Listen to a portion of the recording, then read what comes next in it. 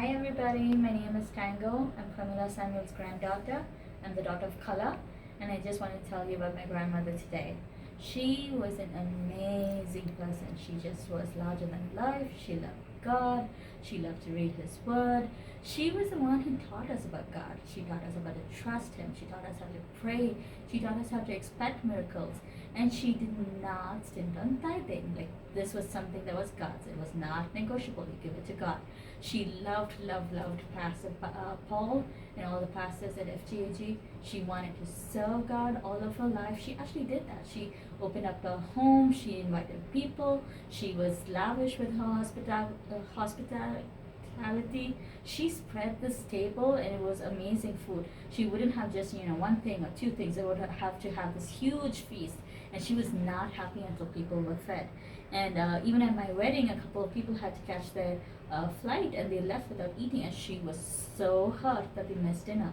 And she's just that kind of person. She would open up her home. She's invited cousins. She's invited friends. She's invited relatives to stay with us. Some have stayed for a few days, some have stayed for a few months, some have stayed a few years, and they've always been on her heart. She has never let them go. And she was always interested in people. She wanted to know what they were doing, what was happening in their lives, what was happening in their families, their jobs, their children. And the other thing was, she would ask them, which church are you going to? Or are you going to church? Or are you reading your Bible? Or are you praying? And her goal was always something connected to God and came back to God. So she had this fascination with Revelation. The last several months, I can't tell you how many times she's like, I don't understand what is going on with this chapter, and I don't understand what God is saying to this church. And we would say, why do you care? It's not talking to you. She's like, no, I need to understand what is going on. And so we would talk about chapters, and my chippy, Shalu would talk about Revelation, the church in Sardis or the church in Philadelphia, and we would go about the things that God said to those churches, and we would talk to her, and she was really engaged, like she was really interested. And we all said, nothing is going to happen, you are a saint, you're just going to go in. But I just love the fact that she had this fascination with Revelation, and now she's standing on golden streets. Like, she's healed, she's whole, she sees God face to face, she's rejoicing in His presence, and she's made it. And her desire for us was always to know God. Like, her desire for her children, her desire for her grandchildren, her desire for her great grandchildren. And then we should tell you, we all go to different churches. My brother and my sister-in-law Rachel, they go to a different church in Cincinnati. My aunt and uncle go to a different church. Daniel goes to a different church. Each of them loves their church is stupid. They serve in their churches. They all like only their church, but they love their church. I go to a different church because I live in a different city. My grandmother goes to a different church because she lives in a different country. And so we would just tell her these things that we do. My brother would do like these walkthroughs for the service before the service started, and she loved seeing that. And Daniel would do things like fundraising, and he would be in the singles ministry, and he would be in these life groups, and he knew this person. She loved hearing about it. And then when I started working with the church and I started doing women's ministry events, she was just so ecstatic. And then my aunt started working for a church, and she would do these computer programming, and she would go on these mission trips for her church. And my grandmother was just over the moon. She loved hearing about how we serve the local body of God. And her goal was always, if you have gifts, use it. Do not bury it. Do not waste them. And if you have gifts to encourage somebody else, do that. And so she followed that. She directed Christmas choir. She directed Christmas plays. We had Christmas outreaches in our house. And I mean, our house was a nice house, but if you stuff 150 people in it, it's crowded. Like, there would be no place. And there have been times that we've invited Pastor Paul. We've given him this little square, and we said, do not step out of it because there's no place. Everyone's sitting on the floor. And we've had the house packed with people coming in. And that was my grandmother's gift. She wanted to see the gospel taken to people who needed it. And so she has always, she, with the church, when the church started the tutorial program, she was head of it. And it would drive her nuts when teachers didn't show up. And she was like, this teacher's late and this teacher's not there and I have to do this and I would do that. She would do all her sessions. And I'm like, why are you getting worried? Like, if they don't come, it's their problem. And she's like, you don't understand. These children are suffering. So it was her goal to make sure that the children got the best possible education that she could give them. She's brilliant at maths. She can solve lots of things. She inherited that from her mother. In my mom and aunt's generation, my aunt got that. In our generation, my brother got that. I did not get it, but she loved maths. So when we moved in and we lived with her, and she was teaching 10th standard students, she would have these tuitions in her house. So there was this blackboard, and there would be 12 of us sitting around her, and then I would be sitting somewhere there with some friends, and then there was these 3 boys who always studied. Okay, they just really studied. So every single test they would get 98, 99, 100. Every single test. These are mock tests. Okay, so every single test they would get 98, 99, 100. I would get like 67. I might get 72 if I worked hard. I would get scolded in front of every single person because I didn't study. But she pushed and pushed and pushed. I do not like maths. I have to say this again. And I got 90% in my 10th standard exam just because of her. My brother, on the other hand, loved it. So when I was in 10th standard, he was in 8th standard, so he would sit on the sofa there. So this is all like higher math for him, and he would be solving it faster than me. And he's like, "That's so easy. This is so easy." And he got 100 in his 10th standard. Okay, so that was totally different. So funny story is she didn't go into biology. But she had this desire to be a doctor. So she asked her children, Chalu and Kala, to be doctors. They refused. They weren't well known at that time. So cheekily, these 2 girls go into a photo studio. They have a white coat, they have a stethoscope, they take a picture, and they give it to her. And they said, "That's it. We're not being doctors." So when I came in, and my brother, my mom, we lived with them. She's like, "You're going to go to medicine. You are going to go into medicine." And I mean, she pushed me and she pushed me and she pushed me. I took biology. I ended up loving biology, but she pushed me. So when I went into medical school, we would have all of these journals and all of these things to do. It was like for our practicals, and half of these seemed like it was makeup work, right? They would give us extra work just for the sake of giving us work. They'll say, draw this or draw that, and most of the time you're just copying one picture directly from the textbook onto your your journal, but you had to go give it in and you had to get it signed and before you could go out to the next one. And so there was so much to do. When I came back home, all of those just the copying pictures, I would give it to her to draw. And she's like, "I did not take biology, I don't like to draw," but she would sit and copy it. So I was like, what, 18, 19, she was in her 70s, and she was drawing pictures for me, but just because I couldn't finish everything on my own. And then she was so excited when I graduated from medical school. And then I married my husband and we came to the States. We had our children, and she's always been interested in what they did. And I will say, "You know what this little fella did? And you know what she's saying?" And she's like, "Tell me." And she would just be so excited to hear about our day and to find out what is going on. And when I would say things like, "He doesn't want me to talk to you," that I'm referring to my son, because my son would start singing and he would start trying to switch off the phone. And she's like, "Hey, leave her alone. She's talking to me. Leave her alone. Leave her alone."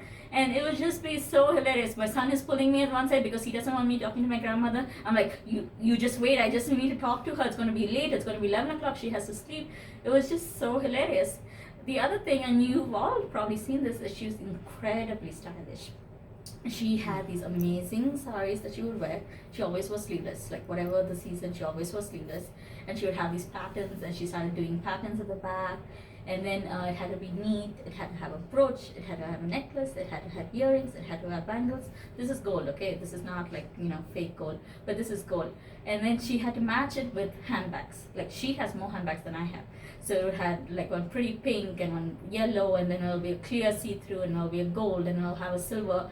And so like if she had stuff that looked like silver, she couldn't wear gold jewelry, and so she'd wear her diamonds. And I was like, she had all of this planned out. And she would say, "I don't have a handbag for that sari," and I'm like, "Just use one of the handbags." She's like, no, it doesn't match. So we'll end up buying a handbag for that.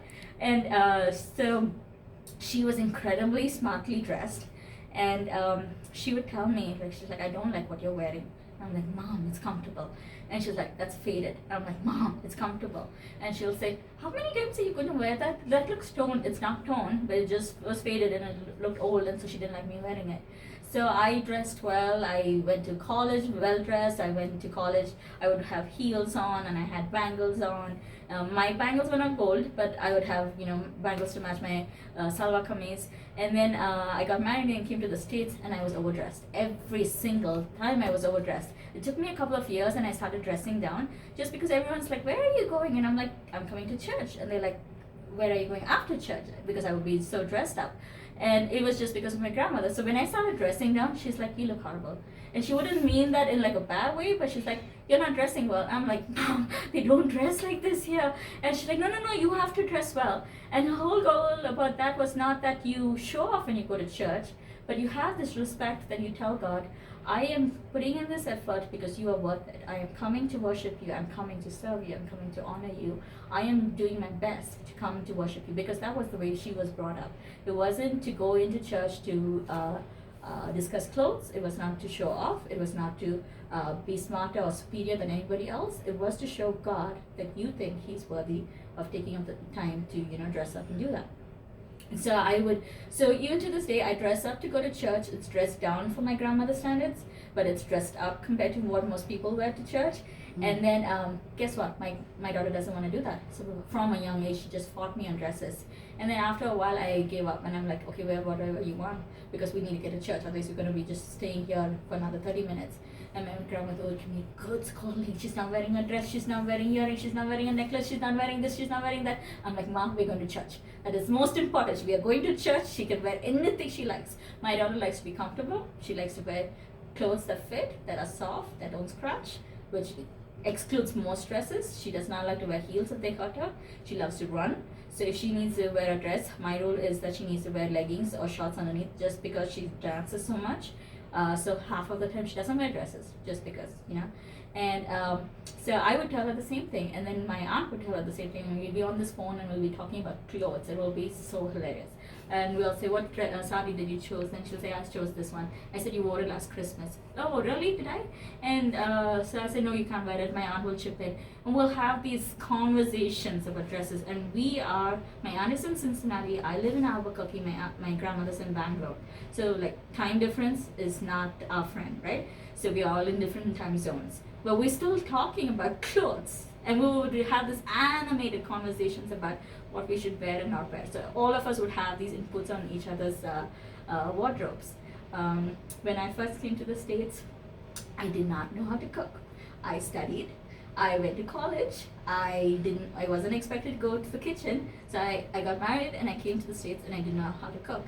And one of the first meals I made for my husband was cabbage, and it was horrible. It was just horrible. So my husband sat at the table, and I said, why don't we eat? I was getting something ready. So he took a bite, and he took a second bite. And by the time I came to the table and I tasted it, he was kind of trying to eat. And I spitted it out. I actually spit out. I'm like, what are you eating? And he's like, it's okay. And so anyway, I was like, I went in and made sandwiches. So I told my grandmother, you need to teach me how to cook. So she would tell me over the phone. So one time I was making some curry, and she gave me all these instructions, and she rattled it off. And she said, adu pergu edu pannu, adu pergu edu pannu, adu pergu edu pannu. I'm like, wait. Tell me step by step. So we were on the phone. I'm holding the phone.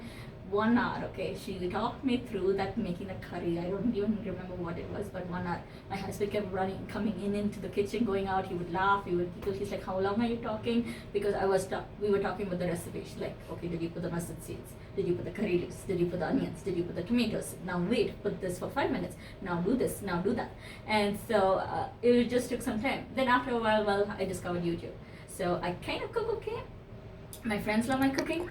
And but it's all because of my grandmother. So I would remember these conversations that we would have about cooking. And then she has this little dog. We've always had dogs in our house. We grew up with dogs. We've had dogs growing up. They died on us, and we'll get another pup. And then over a series of 5 years, 3 of our dogs died. Tessie died first. I got married. I left and came to the States. Dugo died after that. And then my brother came to do his master's. Ida died after that. So in 5 years, like both grandchildren had gone off to the States.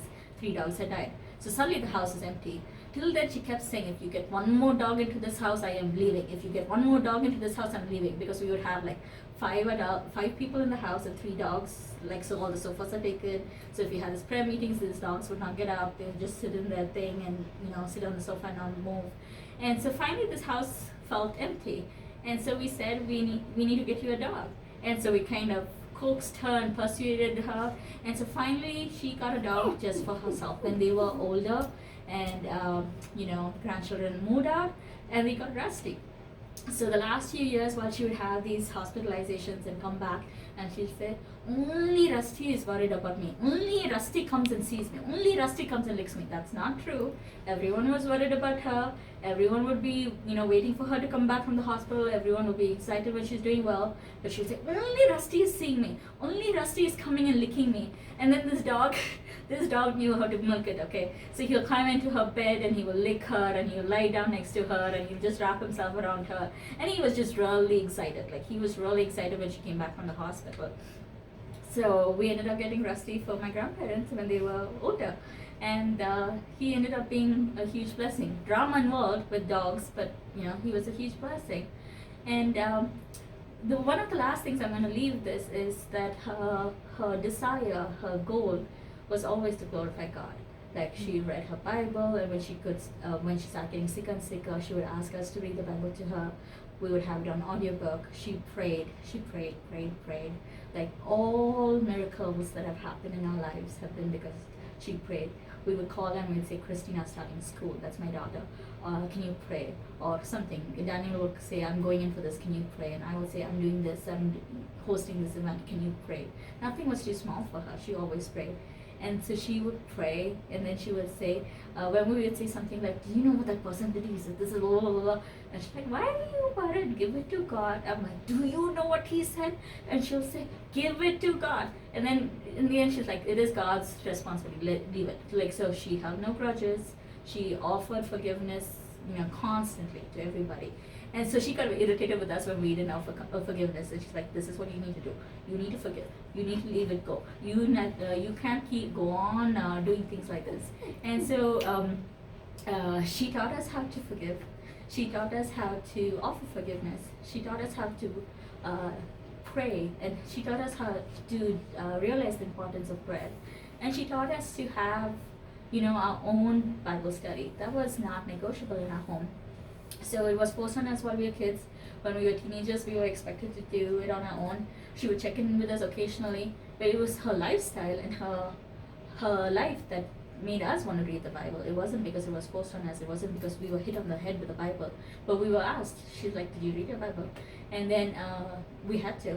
And so sometimes we would read it with her together. Sometimes we would read separately. And then family prayer. Family prayer was always a must. We would have prayer.